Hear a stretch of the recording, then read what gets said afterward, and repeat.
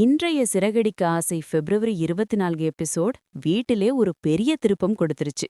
வீட்டுக்குள்ள பூஜை ரெடியாகுது என்பதால மீனாவும் விஜயாவும் சேர்ந்து பூஜை நடத்தணும் என்று முடிவு பண்றாங்க.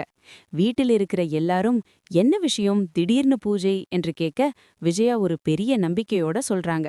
இந்த பூஜை நல்லபடியா நடந்தா வீட்டில் இருக்கிற எல்லா கஷ்டமும் பிரச்சனையும் தீரும். வரப்போற அம்மா ரொம்ப சக்தி வாய்ந்தவர். ஆனா உண்மையிலே இந்த பூஜைக்கு பின்னாடி இன்னொரு காரணம் இருக்கு. டைவர்ஸ் பிரச்சனை முடிஞ்சு ஸ்ருதி மீண்டும் இந்த வீட்டுக்கு வரணும். அதுக்குத்தான் இந்த ஏற்பாடு. அந்த நேரத்திலே அந்த பெண் சாமியார் வீட்டுக்குள்ள வராங்க. விஜயா மரியாதையோட வரவேற்க அண்ணாமலை பூஜை வேண்டாம் என்று சொன்னவர் கூட சாமியாரை பார்த்ததும் கோபத்தில் நான் வீட்டை விட்டு வெளியே போறேன் என்று சொல்றார். ஆனா சாமியார் என்ன சொல்றாங்க தெரியுமா? இந்த வீட்டுல யாரும் வெளியே போகக்கூடாது. அதுக்கு பிறகுதான் கதை ரொம்பவே பரபரப்பா மாறுது. பூஜை ஆரம்பிக்குது. சாமியார் திடீர்னு சாமி வந்த மாதிரி ஆட ஆரம்பிக்கிறாங்க. மொத்த குடும்பமும் அதிர்ச்சியில உறைந்து நிக்குது. அதுக்கப்புறம் விஜயாவை முன்னாடி அழைச்சு இந்த வீட்டில இருக்கிற இரண்டாவது மருமகள் தான் எல்லா பிரச்சனைகளுக்கும் காரணம் என்று நேரடியாக மீனாவை குற்றம் சொல்றாங்க. கடவுள் எச்சரிக்கை கொடுத்தும் நீ கேட்கலை. உன் மூத்த பையனுக்கு பார்த்த பொண்ணை நீயே இரண்டாவது மருமகளா கொண்டு வந்ததால தான் இந்த பிரச்சனை என்று சொல்லி சூழ்நிலையே கலக்குறாங்க.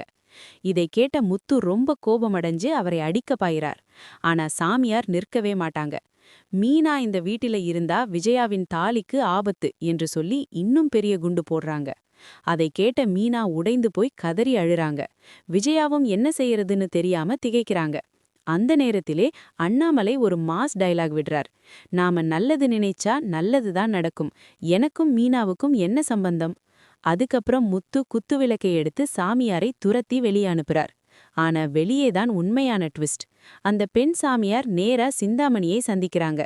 நான் சொன்னதையெல்லாம் சொல்லிட்டேன், விஜயா மட்டும் நம்பிட்டாங்க என்று சொல்ல சிந்தாமணி சிரிச்சுக்கிட்டு பணம் கொடுத்து விஜயா நம்பினா போதும் என்று சொல்றாங்க.